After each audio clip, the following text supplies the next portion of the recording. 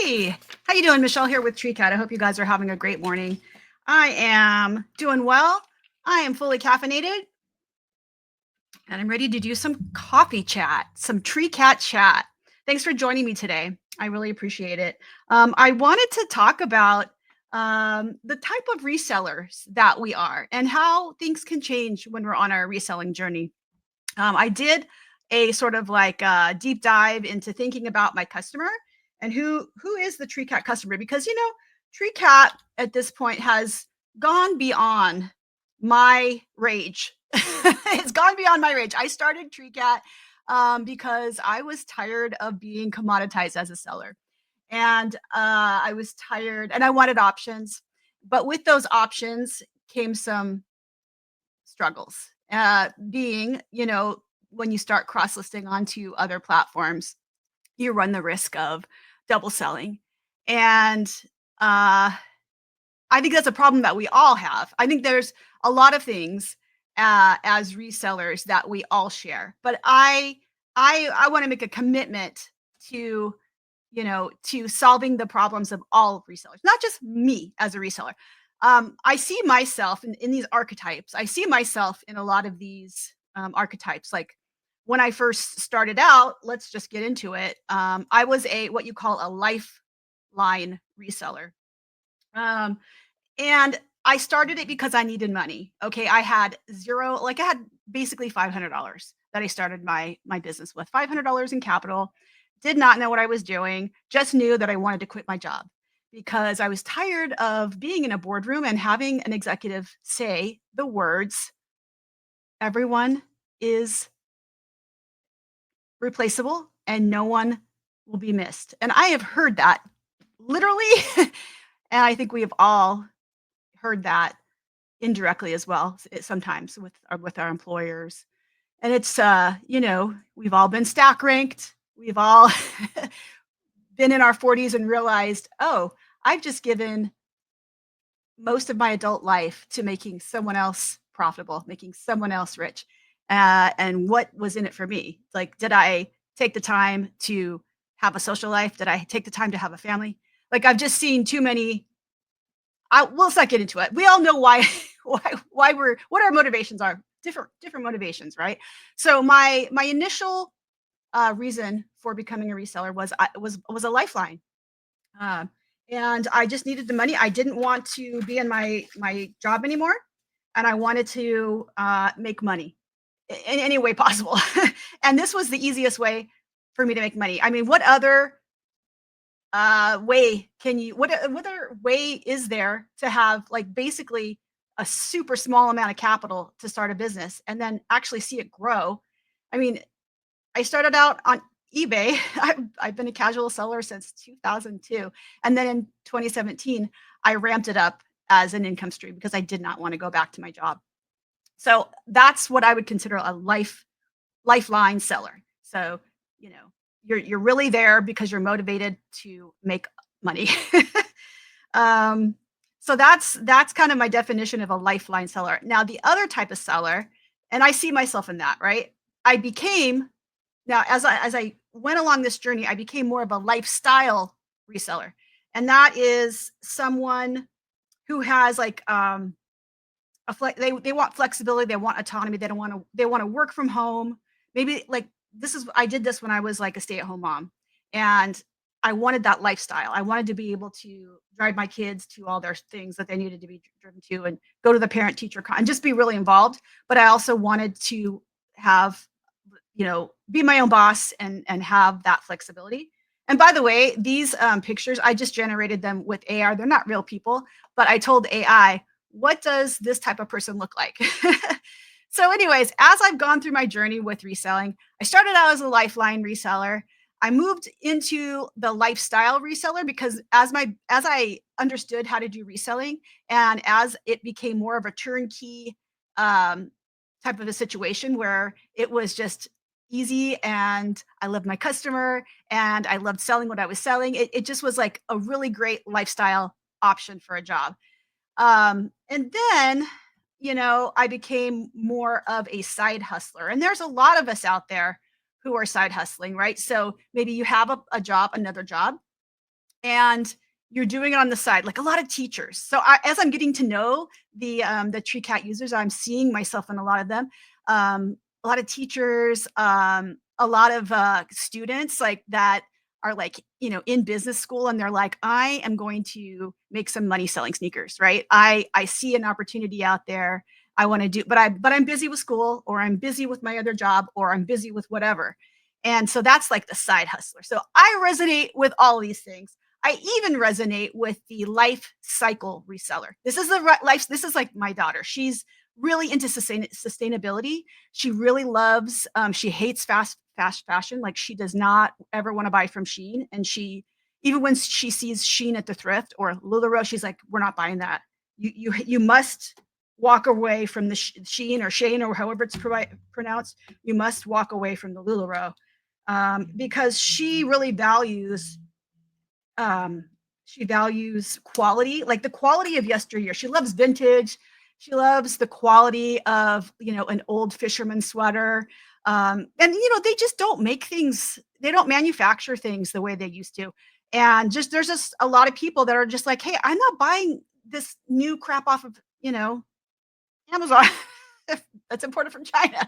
I'm not doing it. I'm not buying from Temu. I'm going to go thrifting, and I'm going to get myself nice quality pieces that are going to be, make me feel better about my impact on the environment. Right. So that's the life cycle reseller. I get that. I see it in my daughter, and I love the idea of, repurposing, reusing, giving something that you find at the thrift that you're like, this is amazing. This is high quality. I'm going to give a new life to this item that other people might see as at the end of its life cycle. But to some of us, we know that it's not, and that it's gonna really bring some joy to someone out there, right? So, and I remember I used to do vintage on Etsy, and I remember one time somebody bought this 1970s dress that I found, and like literally wrote me a letter, and they were like, and with a picture of themselves wearing this dress, and they were like, I love this so much. I'm so glad that I found this dress, and thank you for saving it from the landfill. And I was like, oh, that's so cool. So these life cycle resellers really care about that stuff, and I understand that passion. Okay, now here are some of the other people that I've met through Treecat. I've had the privilege of, being able to get to know some of my customers, because like at a certain point you realize, like, I have the opportunity to move beyond my rage, right? Move beyond my rage of feeling like an angry, commoditized seller, and actually helping. I have the opportunity to impact people in their lives, in their businesses. And so I don't want to take that for granted. And so I'm trying to get to know my customers and understand where I resonate with my customers and where I don't resonate with my customers. I am not a maker. Okay. This is the archetype of the someone who's, really inspired by making stuff. They're a crafter, or they are an artist or an artisan, and they make some really cool stuff, and they want to share that with other people. They're like motivated, right, by making things, and then they get the pleasure and the joy of making a business about something that brings them joy, right? Since I'm not a maker, I've never been a maker. It's hard for me to resonate with this, but I get it. Like I get that there are some people out there that are just super talented and very artistic and very talented, and they're just so happy to share, their passion with other people. But I would love to learn more, right? So, if you're a maker reseller and you have some ideas on how TrueCat can help you, I want to know about it. Um, the next type of resellers really fascinates me too. So, and I've met a couple of these guys and gals who they are just out of an MBA program. They know exactly how to do a business. They know exactly what they're going to do. They've got a strategy, a business plan, and they are going to execute. I call this the entrepreneurial reseller. I mean, I think all of us are entrepreneurials. Some of us are at different stages. Some of us are just learning. Like when I came in as a Lifeline reseller, I had to learn how. I wasn't a business person. I have a background in the arts, right? So I was like, it was all new to me, and it's been an awesome way to learn about business and to understand business. But it's not like I could. I wish I had known, that there are these other sellers out there that like are executing and you are competing with them. But like all props to these people. I met a guy at as maybe like a year ago at an eBay seller conference. He drove up in a red Lamborghini and I was like, dang, look at him. And he was like, I have an MBA. This is what I sell. He was a cool guy too. He was like, this is what I sell. This is how much I make. And he was killing it. I mean, and he just had no emotion about the whole thing, you know, no rage about being commoditized as a seller. He was executing. He's like, this is what we're doing. Don't care if I'm being commoditized. I'm going to pay for click. I'm going to pay to promote. I'm doing all the things and I'm going to be at the top of search, right? Like, so good to know about these other sellers. And sometimes, you know, if you're like this and you want to like compete with these guys, you know, like you could learn a lot from what they're doing. You could reverse engineer what you're doing, you know? So just really kind of interesting. Now moving on, this next type of reseller is called I'm going to actually, you know, I'm going to switch this around. I'm going to talk about the collector reseller. I am not a collector. I do not like clutter, but I know that there are a lot of people out there who have a passion or a specific interest and they collect things like, you know, Legos or trading cards or purses or, oh, there's so many things out there, you know, antiques, just you name it. There's a person out there collecting it and they are just intrinsically motivated by that category item that they sell. Maybe they're like, you know, funding their habit of collecting too, right? And they keep recycling and saying, I love this purse for, you know, I carried this purse for, uh, you know, this season. Now I'm gonna sell it and get the newest purse or whatever their, you know, their passion is for.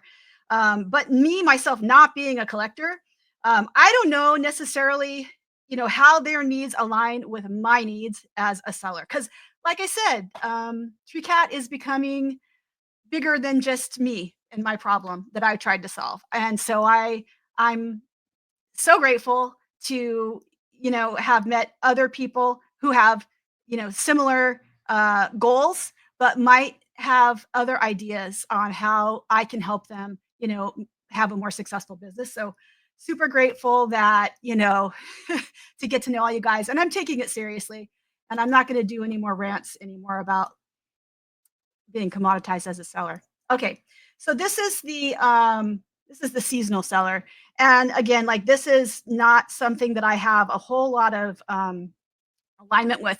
However, I did at some point start understanding patterns, buying patterns, and realize that reselling just in general is kind of seasonal. And so it's really important to get those items in summer. Like it slows down in summer. There's something called the summer slowdown, and things slow down in summer. And so I had to then start understanding the seasonality of reselling, and that if uh, to a certain extent, some of us are by default seasonal resellers because things slow down in the summer. And so we're not busy in the summer, but I had to start thinking about things I could do to drive sales in the summer. And that's when I started incorporating swimsuits to my inventory and not just selling bras and shapewear. So I guess I do actually resonate with this one more than I thought. But those are the types of sellers that I've kind of gotten to know so far, you know, in this job, being a co-founder of Treecat. And let me know if I'm missing anything. Like I don't know if there's some type of seller that I'm missing. Let me know. But like these are the ones that I've kind of gotten to know, and have had the privilege to help solve their problems and want to continue to help solving their problems. What else do we want to talk about? So I guess I want to pose the question like, you know, what kind of seller are you? And do you resonate with some of these archetypes? And do you have you found that your journey has changed and that your selling motivation has changed? I do. And I think it's just really fascinating getting to know all the different types of sellers out there and what motivates them and how to compete with them and so forth. So I think I'm going to actually be starting a blog for Treecat on Treecat's website. And I'm going to maybe have this be my first blog about the different types of sellers. So I think it's fascinating. Anyways, so that was kind of my my thing that I wanted to talk about. I have a few quick updates. So I want to talk about news, updates, and questions. Some exciting news. You all know that we're coming out with our AI overlay, which is going to fill out the categories when you're cross listing and speed up cross listing by 80%. That's coming out hopefully by the end of the month. That was our goal, end of the month. So we're crossing our fingers that it will be released in beta uh, at the end of the month. So keep an eye out and let us know if you're interested in trying that beta out and being a beta tester for that. Let's see. So some other updates we have recently. So one of the challenges that we were faced with was, like I said, me being the first user and me being the main tester. I have maybe only 1,000 listings, and I've only ever had maybe like 1,700 at my height. But like I said, there's other people out there with completely different business models, and they are selling 20,000 listings. And so, since we have had never had someone at that level, we worked with someone who was successfully able to import 20,000 listings. And by working with that person, she was, hey, Nancy, thank you so much for your time and working with us on that. We were able to tweak our performance and get some things fixed and changed to accommodate a big user like her. And so that was really, really exciting. Um, and then in doing so, in making this fix that we can accommodate a user with 20,000 listings, we came up with a idea of how we can speed that process up by 10x. So like it took her a couple of days to get her, maybe even a week to get her 20,000 listings incorporated into Treecat. And and by troubleshooting that, we were able um, to to have an idea of, or a concept of how we're going to make it 10x faster. So that is super exciting. I mean, maybe not for you, but for me, for us, it's really exciting. Um, so yeah, faster handling for large stores. We're excited. Um, Now, the implementation of that 10x faster handling for large stores, we have not executed that yet, but we think it'll take us maybe 2 weeks to put that into production. Okay, but everything always takes longer than we think it's going to take. So take that with a grain of salt. And then next, I want to get into the question of the week. Why do I have to keep my agent running 24/7? Someone recently sent me that question, and it actually went to my spam. So I don't know how long ago they actually sent it to me. I found it in my spam, and I was like, oh, I should maybe address this. Why do I have to keep my agent running 24/7? So um, basically, that's how we help people with the delisting part. So basically, you have an agent running on your computer. That's the Treecat agent. And it is important that it's on 24/7 so that we can monitor, the Treecat is monitoring when things get sold. And that way we can take it down, because it has to.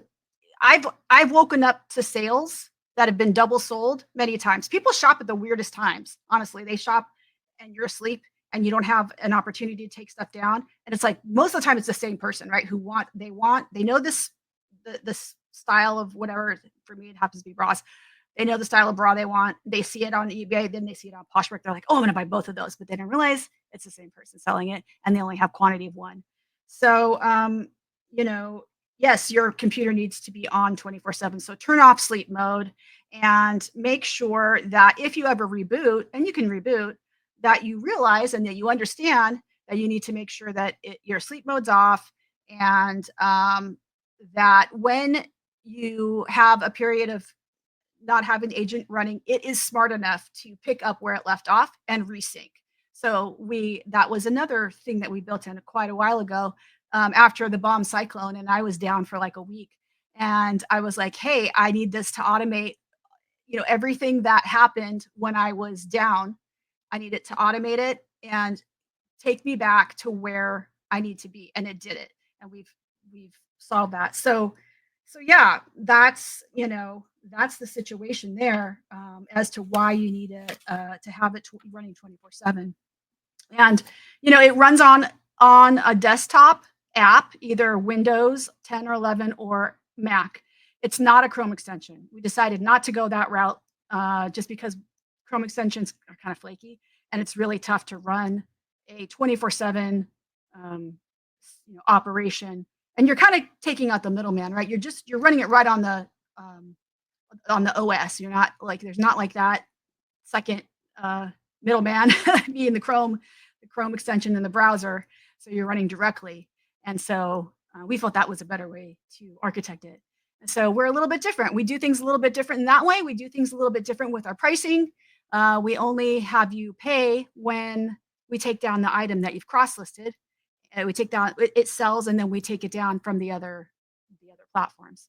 So it's called Pay as You Sell, PAYS, and we have trademark for that.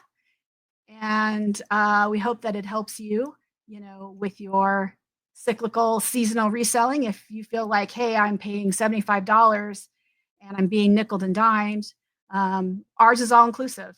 You get the free Poshmark sharing, you get the free delist relist. It's unlimited. You get guest accounts, so you can bring in your helpers and they don't have to know your password. And yeah, that's how we do it. That's how we do.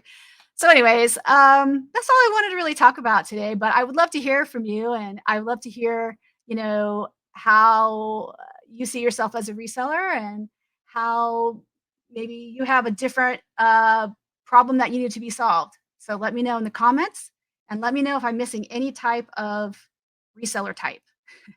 All right. With that being said, I hope you have a great weekend. And thanks again for watching. I do appreciate it. Give me a thumbs up, give me a like, and have a great day. Mahalo. Bye bye.